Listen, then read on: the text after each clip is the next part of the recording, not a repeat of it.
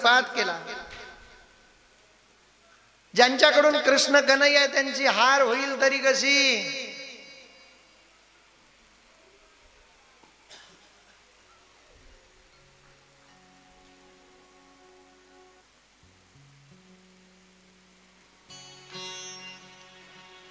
दुर्योधन बसलेला असताना दुर्योधनाकडे अश्वत्थामा आला आणि अश्वत्थामाने दुर्योधनाला डिवचलं. दुर्योधना, अरे 100% तुझा विजय झाला असता जर तू तुझा सेनापती मला बनवलं असतं तर. तू कोणाला सेनापती बनवलं? कर्णाला. अरे कर्ण काय तुला विजय मिळवून देणार? मी पाहिजे होतो, तुझा विजय निश्चित होता. मनुष्य आवेशात असला की काही बोलतो. क्षणाचा राग माणसाला कधी कधी खूप पश्चाताप करायला लावतो. दुर्योधनाने एका मिनिटात सांगून दिलं अश्वत्थामाला, अश्वत्थामा अजूनही काही वेळ गेलेली नाही, जा पांडवांना मारून टाक, मी तुला माझा सेनापती बनवून देईल. अश्वत्थामा आला पांडवांच्या छावणीमध्ये. रात्रीची वेळ आहे, गर्द काढोख आहे, किड्यांच्या किरकिरीचा आवाज येतोय. छावणीमध्ये शिरला, हातामध्ये तलवार घेतली. 5ही पांडव झोपलेले होते. करा करा करा करा करा करा आणि 5 मुंडके घेतले आणि दुर्योधनाकडे घेऊन आला अश्वत्थामा. दुर्योधना बघ, मारून टाकलं पांडवांना मी. दुर्योधनाने ते मुंडके पाहिले. दुर्योधनाच्या डोळ्यामध्ये पाणी आलं. दुर्योधन म्हणतो, अरे अश्वत्थामा काय केलं रे? अरे 100 कवर होतो रे आम्ही तर मेले. पांडव शेवटी आमचे, तू तर आमचा वंश निर्वंश करून टाकला रे. तू पांडवांना मारलं नाही वेड्या, तू पांडवांच्या 5 पोरांना मारून टाकलं. अश्वत्थामा म्हणतो असं होणारच नाही, मी पांडवांना मारलंय. अरे घे ते भीमाचं मुंडकं, आपट या दगडावर. दगड फुटला तर मुंडकं भीमाचं आणि मुंडकं फुटलं तर भीमाच्या मुलाचं. मुंडकं घेतलं, दगडावर आपटलं, मुंडकं फुटून गेलं. वाईट वाटलं दुर्योधनाला की याने माझा वंश निर्वंश करून टाकला. अश्वत्थामा पडून गेला. सकाळी 3 वाजता मा द्रौपदी उठली आणि छावणीमध्ये गेली. तंबूत पाय ठेवल्या बरोबर पायाला काहीतरी ओलं ओलं लागलं. असं वाटलं पाण्याचा तांब्या भरून ठेवलेला होता, तांब्या सांडला असेल, पाणी पायाला लागलं असेल. पाहिलं तर ते पाणी असं चिकचिक करत होतं. द्रौपदीनं पाहिलं काहीतरी प्रकार वेगळा आहे. मशाल पेटवली आणि उजेडात पाहिलं तर फक्त पांडवाच्या पोरांचे धड पडले होते. आकांत केला द्रौपदीनं. डोळ्यातनं गडगडा पाणी येत आहे. 5 पांडव आलेत आणि पांडवांना प्रतिज्ञा केली, द्रौपदी तुझ्या पोरांना मारणारा जोपर्यंत तुझ्या समोर आणत नाही, त्याच्या रक्तानं तुझे केस मी ओले करत नाही, तर तुला आम्ही आमचं तोड दाखवणार नाही. हे कृत्य केलं कुणी? शोधलं तर अश्वत्थामाचं नाव आलं. अश्वत्थाम्याला पकडून आणलं आणि द्रौपदी समोर उभं केलं. द्रौपदी, हा तुझा गुन्हेगार आहे, याने तुझ्या पोरांना मारून टाकलं. बोल, याला काय सजा द्यायची? याला कडेलोट करायचं का? हत्तीच्या पायाखाली द्यायचं का? याला कापून टाकायचं का? याचा चौरंग बनवायचा का? बोल, काय करायचं? द्रौपदीने जी शिक्षा द्यायला सांगितली ना, माय मावल्यानं ऐका, फार महत्वाची शिक्षा आहे. द्रौपदी आपल्या पतींना सांगते, पतिराजानो तुम्हाला माझी विनंती आहे, या अश्वत्थाम्याला जर शिक्षा द्यायची असेल तर मी सांगते तेवढी शिक्षा द्या. काय? याला जिवंत सोडून द्या. द्रौपदी, अगं याने तुझ्या मुलांना मारलं. हो, मुलगा मेल्याचं दुःख फक्त आई सांगू शकते, बाकी कोणी सांगू शकत नाही. माझे 5 लाल गेलेत, मला काय दुःख झालंय फक्त मला विचारा. जे दुःख मला झालं ते अश्वत्थाम्याच्या आईला होऊ नये, म्हणून याला सोडून द्या. द्रौपदी, असं नको ग करू. हो, अश्वत्थामा एक ब्राह्मण आहे आणि ब्राह्मणाला मारणं चुकीचं आहे, त्याला मारू नका, सोडून द्या. द्रौपदी अजूनही विचार करू. हो, अश्वत्थामा तुमचा गुरुचा मुलगा आहे, जर तुम्ही त्याला मारून टाकलं तर तुम्हाला गुरुद्रोहाचं पाप लागेल आणि ते पाप मला लागू द्यायचं नाही. शिवपती द्रौपदीचं ऐकलं नाही. पांडवांनी भगवान कृष्ण कन्हैयाकडे पाहिलं आणि कन्हैयानं सांगितलं, पांडवांनो, या अश्वत्थाम्याच्या कपाळामध्ये दिव्य मणी आहे, तो मणी काढून टाका आणि याला हाकलून द्या. अपमान केला, तो मणी काढून टाकला आणि अश्वत्थाम्याला फेकून दिलं. सप्त चिरंजीव आहेत ना, त्यामध्ये अश्वत्थामा पण चिरंजीव आहे, अजूनही जिवंत आहे अश्वत्थामा. तोडोद्याच्या जवळ रांजणी नावाचं गाव आहे. रांजणी आहे ना, आशीरगड नाही. एकदा तळोजाच्या बाजूला रांजणी नावाचं गाव आहे. मी कीर्तना करता गेलो होतो, तिथून त्या लोकांनी मला नेलं होतं आशीरगडला. तिथं आजही अश्वत्थामाजी येतात अशी भावना आहे त्या लोकांची. पण अश्वत्थामाचा अपमान केला आणि सोडून दिला असं म्हणतात, अपमानपेक्षा मरण बरं. अश्वत्थामा म्हणतो, माझा अपमान केला ना, मी पांडवांचा वंश आता वेल वर चढू देणार नाही. अश्वत्थाम्याने हातामध्ये धनुष्य घेतला आणि पांडवांच्या कुळामध्ये अभिमन्यू जो चक्रव्यूहामध्ये गेला होता आणि येताना मारला गेला, त्याची जी पत्नी होती उत्तरा, त्या उत्तरेच्या पोटामध्ये बाळ होतं. तो पांडवांचा वंशाचा दिवा वाढवणार होता, म्हणून अश्वत्थाम्याने ब्रह्मास्त्राचा प्रयोग केला आणि ते ब्रह्मास्त्र त्या उत्तरेच्या गर्भावर सोडलं. उत्तरा त्राहिमाम त्राहिमाम करते आणि कन्हैयाला शरण गेली. कन्हैया, मला वाचवा, माझ्या गर्भाचं रक्षण करा. उत्तरा शरण गेली आणि परमात्म्याने सूक्ष्म रूप घेतलं. भगवंत उत्तरेच्या गर्भामध्ये गेला आणि त्या ब्रह्मास्त्रापासून त्या उत्तरेच्या पोराला वाचवलं. या मृत्यूलोकात असा एकच माणूस जन्माला आला. अरे जन्माला आल्यानंतर सर्वांना देवाचं दर्शन करता येतं. फक्त एवढ्या ग्रंथ संपदांमध्ये असा एकच जीव आहे ज्याने जन्माला येण्याच्या आधी देवाचं दर्शन घेतलं, तो उत्तराचा पोरगा. आणि त्या उत्तरेने एका बाळाला जन्म दिला. पांडवांनी खूप मोठा आनंद उत्सव साजरा केला. पांडवांना खूप आनंद झाला आणि त्या बाळाचं नाव ठेवलं विष्णुरथ. विष्णुरथ नाव ठेवल्यानंतर ते जे बाळ होतं ते प्रत्येक जण पाहायला आला की त्याचा चेहरा निखारायचं. ते बाळ प्रत्येकाचा चेहरा पाहायचं, प्रत्येकाच्या चेहऱ्याची परीक्षा करायचं. ते बाळ प्रत्येकाच्या चेहऱ्याकडे पाहून हा विचार करायचं, अरे मला बघायला सर्व येत आहेत, पण जो मला आईच्या पोटामध्ये वाचवायला आला होता तो कसा दिसत नाही. सर्वांच्या चेहऱ्याची परीक्षा करतो म्हणून त्या बाळाचं नाव ठेवलं परीक्षित. तो परीक्षित आपलं राज्य व्यवस्थितरित्या चालवू लागला. पांडवांनी परीक्षितीला राज्याभिषेक करून दिला आणि पांडव उत्तर दिशेला चालत चालत चालत चालत हिमालयामध्ये स्वर्ग रोहिणीच्या दिशेनं गेले आणि आपला इहलोकाची यात्रा संपवली. परीक्षित आपल्या राज्यामध्ये राज्य करतोय. आनंदानं परीक्षित आपलं राज्य चालवत असताना एकदा परीक्षितीला वाटलं की आपण एकदा वनविहार करावा, जंगलामध्ये फिरण्याकरता जावं. म्हणून राजा परीक्षित आपल्या नगरीच्या बाहेर फिरण्याकरता निघालाय. राजा परीक्षितीला येऊ द्या. राजा परीक्षित जंगलामध्ये जाण्याकरता निघालाय की राज्याचा हालचाल चाललाय काय, राज्य कशा पद्धतीने प्रवास करतोय, राज्यामध्ये कोणी दुःखी तर नाही ना, कोणावर काही संकट तर नाही ना, असं म्हणून राजा परीक्षित सर्वांचा हालचाल विचारतोय.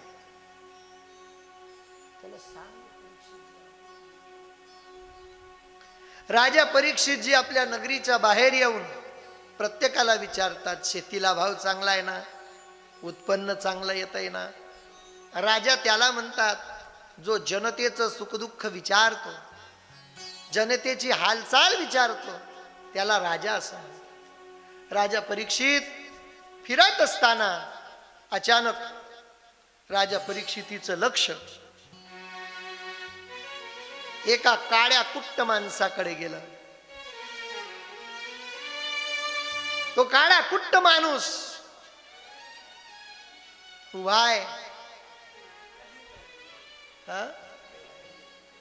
पहले कलयुग आएगा, राजा परीक्षित को भेजो पहले। हाँ ठीक है भैया, पहले कलयुग को भेज देना। अरे सोनू पहले कलयुग भेज, कोई बात नहीं, तेरे हिसाब से चलेगा भाई। हाँ तर कलियुग त्या ठिकाणी काळा कुट्ट माणूस फिरतोय।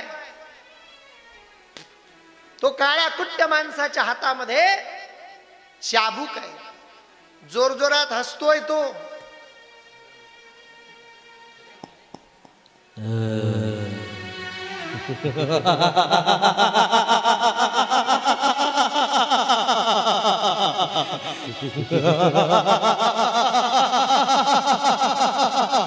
मैं कलयुग हूँ, कलयुग प्रारंभ हुआ।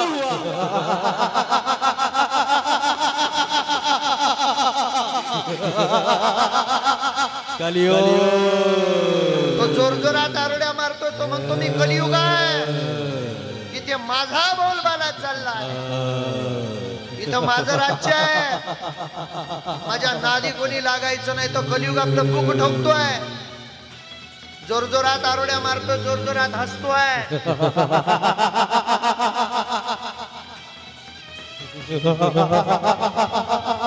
कलयुग कलयुग प्रारंभ हुआ।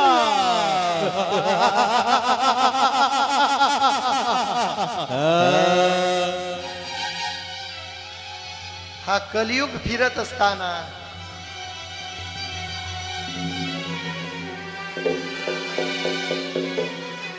कलियुग फिरत असताना राजा परीक्षितीची नजर कलियुगावर गेली आणि राजा परीक्षित कलियुगाच्या दिशेने चालत येऊ लागले।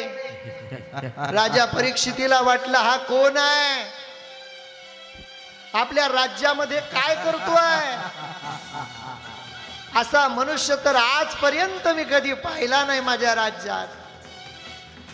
नेमकं याला विचारावं, याचं काय काम आहे आपल्या राज्यामध्ये। वा वा, राजा परीक्षिताच्या ठसक मध्ये चालत येऊ लागले।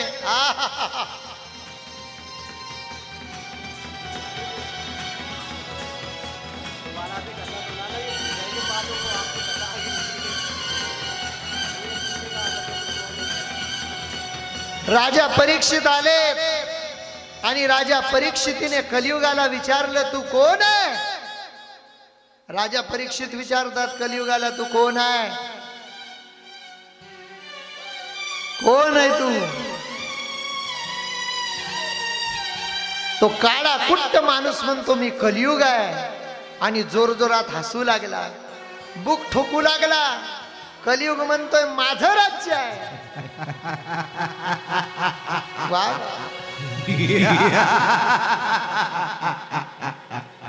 वा, युग म्हणतो इथे माझा बोलबाला आहे। राजा परीक्षितनं सांगितलं राज्य माझं आहे, तू कोण इथं बोलबाला करणारा, बोल। कलियुग म्हणतो मी सोडणार नाही, ते माझा बोलबाला चालेल, मी म्हणेल तसं करावं लागेल। त्याच्या बाजूला एक गाय उभी आहे, बैल आहे, त्या गाईला आणि बैल म्हणजे धर्म आहे, गोमातेला आणि बैलाला तो कलियुग त्रास देतोय। राजा परीक्षितीने सांगितलं जिथं गाईला त्रास होतो, धर्माला त्रास होतो, तिथं कली तुला मी जिवंत राहू देणार नाही। राजा परीक्षितीने तलवार काढली आणि घनघोर असं कलियुगाचं युद्ध होण्याच्या आधीच कलियुग शरण आला आणि कलियुगाने राजा परीक्षितीचे पाय धरले। कलियुग शरण आलाय। राजा परीक्षितीने सांगितलं बोल तुला काय पाहिजे अभय म्हणून। त्यावेळेला कलियुगाने सांगितलं मला राहण्याकरता जागा द्या। त्यावेळेला राजा परीक्षितीने जागा दिली। जा द्यूत म्हणजे पत्ते ज्या ठिकाणी खेळले जातील तिथे तुझा वास असेल, मांसाहार मदिरा पान तिथे कलीचा वास असेल, जे पाप कर्म करतील तिथे तुझा वास असेल। कलियुगाने हात जोडले आणि कलियुग राजा परीक्षितीला सांगतोय राजन या ज्या ज्या गोष्टींच्या ठिकाणी माझा वास सांगितला त्या सर्व गोष्टी वाईट आहेत, एखाद्या चांगल्या ठिकाणी माझा वास असेल असं काहीतरी सांगा। त्यावेळेला राजा परीक्षितीने कलियुगाला सांगितलं, जा तुझा कांचनात वास असेल. कांचन म्हणजे काय? सुवर्ण, सोन्यामध्ये तुझं वास्तव्य असेल. कलियुगाने राजा परीक्षितीचं दर्शन घेतलं आणि कलियुग मात्र चालला गेला. राजा परीक्षितीने आभारी दिलं.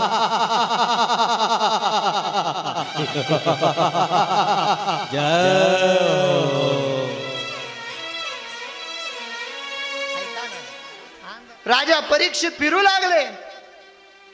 इधर ही रहने दो, क्यों जाने दे रहे हो, यही रहो.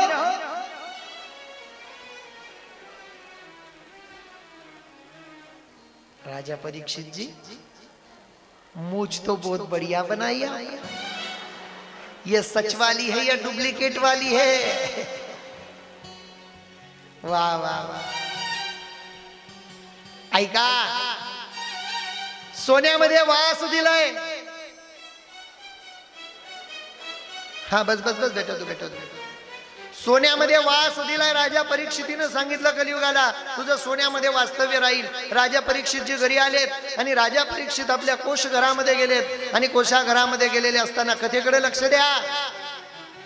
राजा परीक्षितीने एक जरासंधाचा मुकुट होता, जो पांडवांनी जरासंधाला मारून जरासंधांच्या नातवाकडून हिसकवून आणला होता. तो मुकुट घेतला आणि राजा परीक्षितीने डोक्यामध्ये घातला. जसा तो मुकुट डोक्यामध्ये घासला, कलीचा वास राजा परीक्षितीच्या डोक्यामध्ये गेला आणि कलीचा वास गेल्यानंतर राजा परीक्षित पुन्हा जंगलामध्ये वनविहार करण्याकरता गेला. राजा परीक्षित जंगलामध्ये फिरत असताना राजा परीक्षितीला तहान लागली. पाण्याच्या शोधामध्ये राजा परीक्षितजी फिरतायत. राजा परीक्षितीला समोर एक आश्रम दिसला. त्या आश्रमामध्ये एक ऋषी तपश्चर्या करत होते. त्या ऋषींचं नाव श्रमिक. आणि राजा परीक्षित गेले आणि श्रमिक ऋषींकडे पाहिलं आणि राजा परीक्षित त्या श्रमिक नावाच्या ऋषींना बोलू लागले, बघा साधू संतांचा आदर करणारा राजा साधूच्या विरोधात बोलतोय. कशाचा परिणाम? डोक्यावरच्या मुकुटाचा परिणाम. म्हणून कोणाची टोपी कोणी घालायची नाही. त्या टोपीत संस्कार असतात. दुसऱ्याचे वाईट संस्कार आपल्यात यायला नको म्हणून आपली टोपी द्यायची नाही आणि कोणाची टोपी घालायची. जरासंधाचा मुकुट घातला आणि पाप डोक्यामध्ये शिरलं. हा साधू नाटक करतोय. साधूला आपला पाहुणचार करायचं नाही म्हणून साधू ध्यानस्थ बसलाय. मी या नगरीचा राजा आहे तरी माझा आदर आतिथ्य करत नाही म्हणून अशी दुर्बुद्धी आली राजाला. राजाने एक साप मारला. साप मारून टाकला, हातामध्ये घेतला, तलवारीच्या टोकात असा उचलला आणि श्रमिक नावांच्या ऋषीच्या अंगावर फेकून दिला. श्रमिक नावाच्या ऋषींच्या अंगावर तो सर्प फेकला. काही बटुकांनी म्हणजे शिष्यांनी पाहिलं आणि शिष्याने पाहिल्यानंतर पडतच गेले गंगेवर. शृंगी नावाचा श्रमिक ऋषींचा पोरगा स्नान करत होता. शृंगीला सांगितलं की तुझ्या बापाच्या अंगावर कोणीतरी मेलेला सर्प टाकलाय. हातामध्ये गंगेचं पाणी घेतलं आणि श्राप देऊन टाकला. श्राप देऊन टाकला, ज्याने कोणी माझ्या पितास्त्रींच्या अंगावर मेलेला सर्प टाकला असेल 7 दिवसाच्या आतमध्ये त्याला तक्षक नावाचा सर्प दंश करेल आणि तो मरून जाईल. श्रमिक ऋषींचं तपश्चर्या भंग झाली आणि श्रमिक ऋषींनी शृंगीला सांगितलं, शृंगी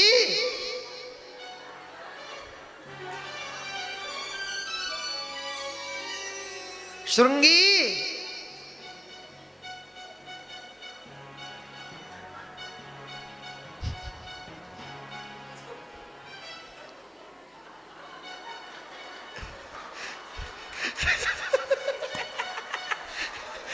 एक बार ताली बजाओ इनके लिए. क्या बात है, गुड गुड.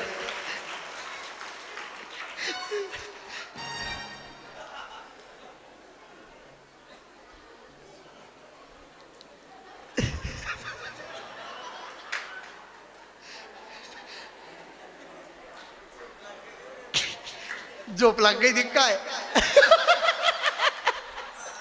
वाईटच मग काय करे वो.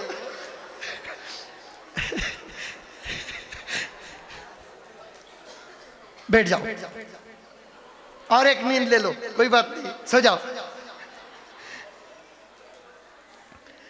त्यावेळेला श्रमिक नावाच्या ऋषींना सांगितलं, तूच जाण राजा परीक्षितीला त्या ठिकाणी अवगत कर की तुला श्राप मिळालेला आहे आणि त्यावेळेला तुला मोक्ष मिळेल, याकरता तुझ्या आत्मोद्धाराचा काहीतरी मार्ग शोधून घे. त्यावेळेला राजा परीक्षितीने शुकदेवजी महाराजांना पाचारण केलं. व्यासांचे सुपुत्र शुकदेवजी महाराजांचं आगमन झालं. आता शुकदेवजी महाराजांचा जन्म कसा झाला, कशी कथा सांगितली, हे आपण सर्व उद्या बघू. शुकदेवजी महाराजांना राजा परीक्षिती घेऊन आलेत. शुकदेवजी महाराजांना उंच आसनावर बसवलं. राजा परीक्षितीने शुकदेवजी महाराजांना तिलक केला. या महाराज या. राजा परीक्षितीने शुकदेवजी महाराजांना तिलक केला. बैठो राजा परीक्षित जी, बैठिए बैठिए. वाह वाह वाह. शुकदेव जी महाराज को भी लाइए. हाँ सामने से लाओ, कोई बात नहीं. हम लोग भी राजा शुकदेव जी महाराज को प्रणाम करेंगे क्योंकि वो हरि की कथा सुनाने वाले हैं, उनको नमन करना चाहिए. हरि कथा सुनाने वाले, हरि की कथा सुनाने वाले, हरि की कथा सुनाने वाले, हरि नाम सुनाने वाले. एक बार ताली बजाते हुए तुमको लाखों प्रणाम, तुमको लाखों प्रणाम, तुमको लाखों प्रणाम.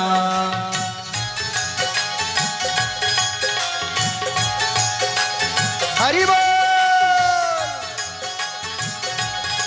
एक बार हाथ उठा कर गाएंगे. हरि बोल. हम भूल गए पल में, पल को बैठे तन में. हम भूल गए पल में, पल को बैठे तन में. वो राह दिखाने वाले, वो राह दिखाने वाले, तुमको लाखों प्रणाम, तुमको लाखों प्रणाम, तुमको लाखों प्रणाम, तुमको लाखों प्रणाम. वाह वाह वाह, क्या बात है. वाह भाई. राजा परीक्षितीला नमस्कार केल्याबरोबर शुकदेवांनी उचललं की राजा, अरे तू फार उच्च कुलामध्ये जन्माला आला, तुझी सेवा करण्याची संधी मला मिळाली. शुकदेवजी महाराजांना उंच आसनावर बसवलं. हातामध्ये पूजेचं ताट घेतलं.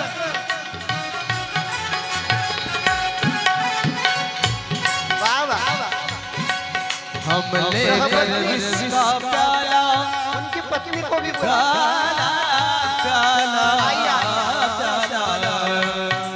हम लेकर इसका प्याला जा रहे थे अब के द्वारा. तिलक करा महाराजांना. वाह वाह. हम लेकर ऋषियों का प्याला जा रहे थे अब के द्वारा. अमृत पान कराने वाले, अमृत पान कराने वाले, तुमको लाखों प्रणाम, तुमको लाखों प्रणाम, तुमको लाखों प्रणाम, तुमको लाखों प्रणाम, तुमको लाखों प्रणाम, तुमको लाखों प्रणाम, तुमको लाखों प्रणाम, तुमको लाखों.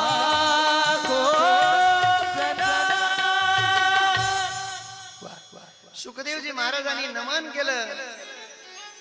राजा परीक्षितीने शुकदेवजी महाराजांना नमन केलं, वंदन केलं आणि सांगितलं, महाराज मला म्हणजे आत्मोद्धाराकरता 7 दिवसामध्ये मला मोक्ष मिळेल अशी कथा ऐकावा. इथून पुढे हीच कथा आपल्याला सुद्धा ऐकायची आहे. सुंदर अशी झाकी आज बनली. एकदा आमच्या सोनू भैया करता जोरदार टाळी वाजवा. आणि ही जी बाकीची जी मंडळी हसते ना, हसणं सोपं आहे बरं. अरे राजा परीक्षिती बनणं लय कठीण आहे. हे पात्र घेणं सुद्धा सोपं नाही. आपल्या बापदाद्याचं काहीतरी पुण्य उदयाला आलं म्हणून सेवा करायला आपल्याला भेटते आहे. हे काय एवढं सोपं आहे काय? ही झाकी बनवण्याकरता, झाकी बनण्याकरता लोक वेटिंग लिस्टला असतात. सुरतमध्ये एकदा आमची कथा होती. कोणाच्या घरचं पोरग कृष्ण बनेल याच्याकरता 3.25 लाख रुपयाची बोली लागली होती. किती लाखाची? 3.25 लाखाची. जो 3.25 लाख रुपये देईल कुंदन दादा त्याच्या घरचं बाळ कृष्ण बनेल. म्हणजे किती सुंदर आहे. म्हणून सोनू भैया झाकी अत्यंत सुंदर सजवतात. ज्याच्या वाटेवर जी सेवा येईल ती सेवा करा.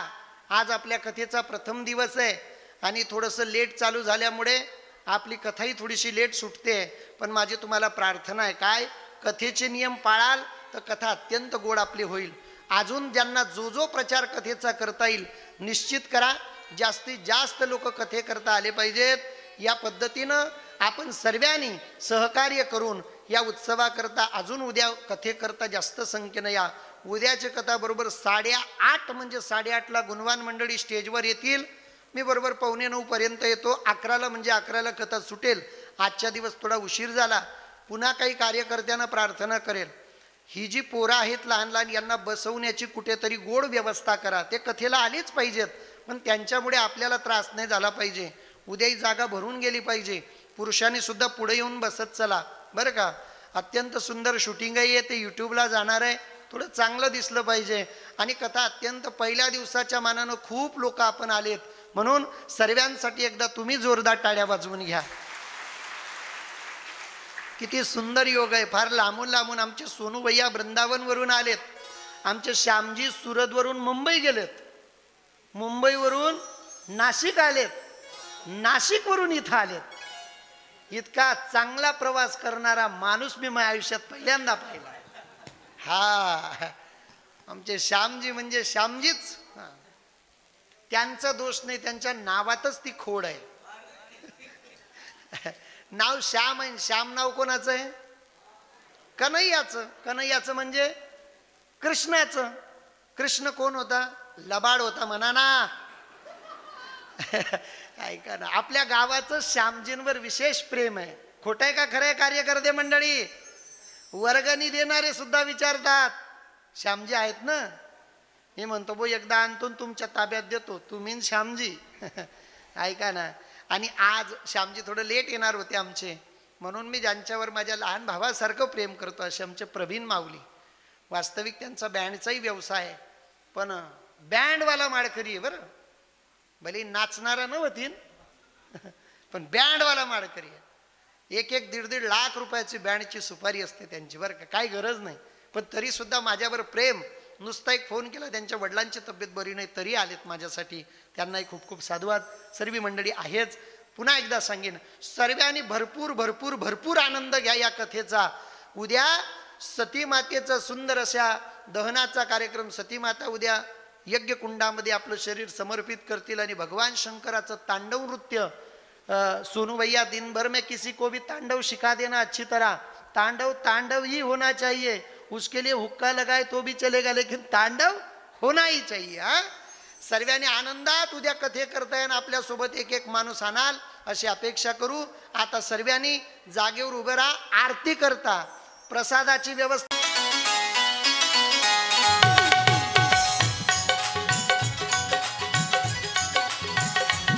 श्री बाके बिहारी तेरे आरती गाओ, नंद के लाला तेरे आरती गाओ.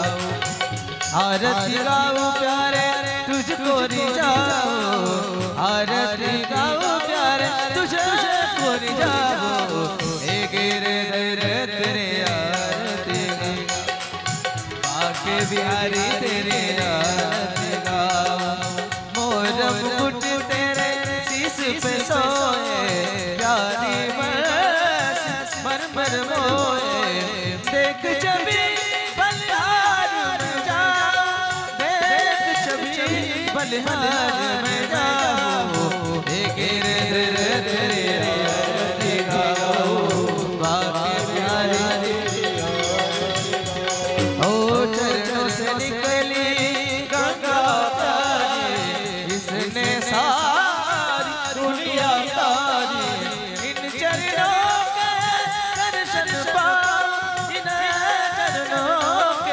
दर्शन पाओ. हे गिरधर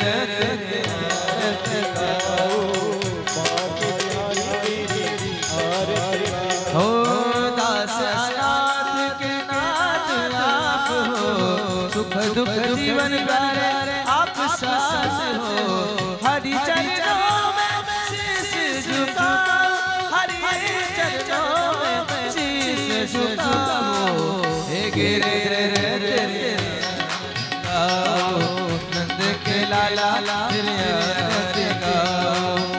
हरिदास के प्यारे तुम हो मेरे मोहन जीवन धन हो देख जुगल जब बल बल जाओ देख जुगल जब बल बल जाओ हे गिरे रे आरती गाओ के लाला की आरती गाओ बाके बिहारी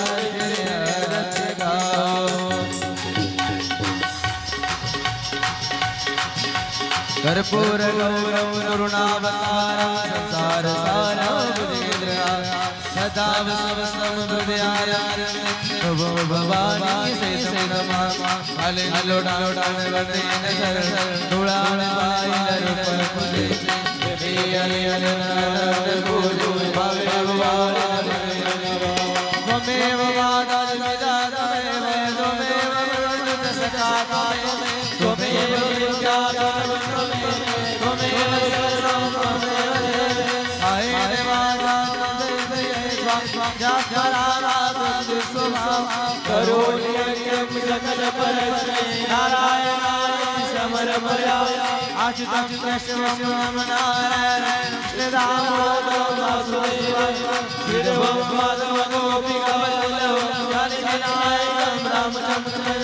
हरे राम राम राम हरे कृष्ण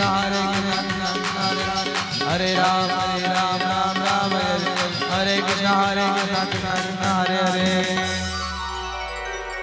हरि जन्मेन जन्मय जन्त देवासानि धर्माणि प्रथमान्यासं तेहनाकं महिमानं सचन्द्र त्रिपुरसाध्या सन्ति देवाः हरि ओम नाना सुगंध पुष्पाणि यथा कालोद्भवानि च पुष्पाञ्जलिर्मया दत्तं घ्राणात् परमेश्वर मंत्र पुष्पाञ्जलिं समर्पयामि। बोलिए गोपाल कृष्ण भगवान की श्रीमद् भागवत महापुराण की जय। जय जय श्री राधे जय जय श्री राधे जय जय श्री राधे श्याम पार्वती पतये शिव हर